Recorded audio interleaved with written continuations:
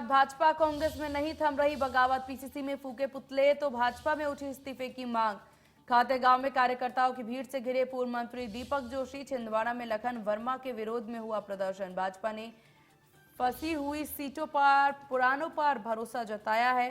जहां 127 विधायक में अब तक 94 को रिपीट किया है। 6 सीटों पर विधायकों की जगह परिजन को टिकट दिया गया है। चुनावी मैदान में आना दमखम दिखाएंगे 50 युवा और चेहरे और 28 महिलाएं। 69 ओबीसी और 8 अल्पसंख्यक प्रत्याशी भी मैदान में। 3 केंद्रीय मंत्री समेत 7 सांसद अपनी पार्टी की जीत के सूत्रधार बनेंगे। 47 नए चेहरों पर दांव लगाया गया है तो भाजपा ने 13 तो कांग्रेस ने 12% महिलाओं को टिकट दिया है।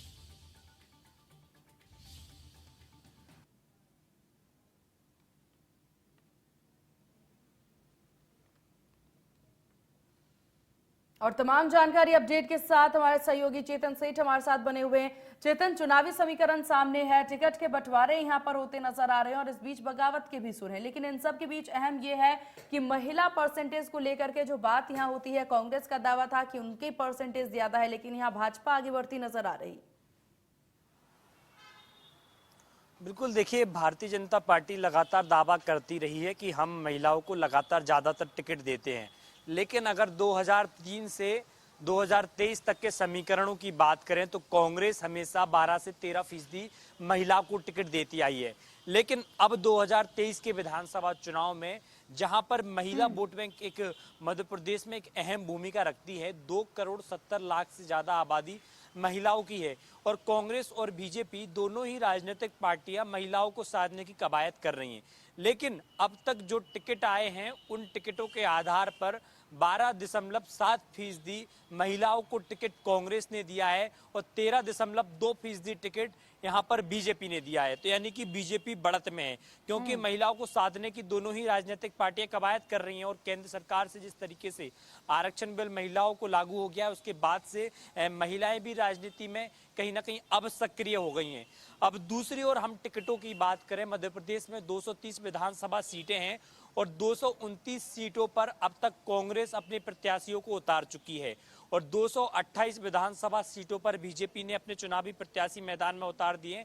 ऐसे में अब दोनों ही राजनीतिक पार्टियों में घमासान शुरू हो गया है। कांग्रेस की लगभग 12 विधानसभा सीटों पर विरोध के और बगावती सुर देखने को मिल रहे हैं। तमाम पूरे प्रदेश भर से कार्यकर्ता भोपाल पहुंच रहे हैं, कमलनाथ के बंगले का घेराव कर रहे हैं, पीसीसी दफ्तर का घेराव कर रहे हैं, पुतले फूके जा रहे हैं।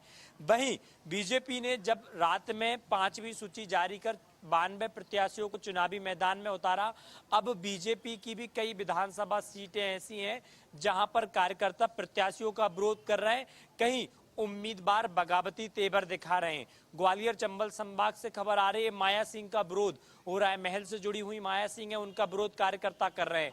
पूर्व मंत्री अनूप मिश्रा ने ब्राह्मण समाज के नेताओं का इकट्ठा किया और अपनी आगामी रणनीति बना रहे हैं। ऐसे ही जो है जबलपुर से खबर आई, जहां पर तमाम जो और बीजेपी के लीडर्स हैं वो विरोध करते हुए नजर आ रहे हैं। नर्मदापुरम में विरोध चल रहा है, सतना में विरोध हो रहा है। तो तमाम मध्य प्रदेश से ऐसी तस्वीरें आ रही हैं जहां पर विरोध की तस्वीरें आ रही हैं। इंदौर 3 में गोलू शुक्ला को टिकट दिया गया है, उसका विरोध हो रहा है।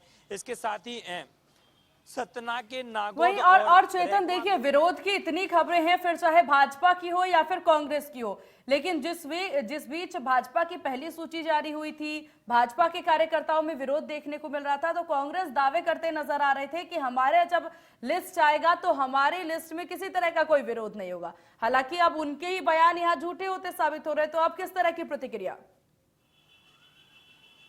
देखिए सीमा, चुनाव नजदीक है और ऐसे बगावत की और विरोध की तस्वीरें लाजमी है कि सामने आती हैं, क्योंकि मध्य प्रदेश में 230 विधानसभाएं और हर विधानसभा सीट पे लगभग 4 से 5 उम्मीदवार हैं और 4 से 5 उम्मीदवारों में पार्टी केवल एक ही किसी व्यक्ति को अपना प्रत्याशी बनाकर चुनावी मैदान में उतारती है।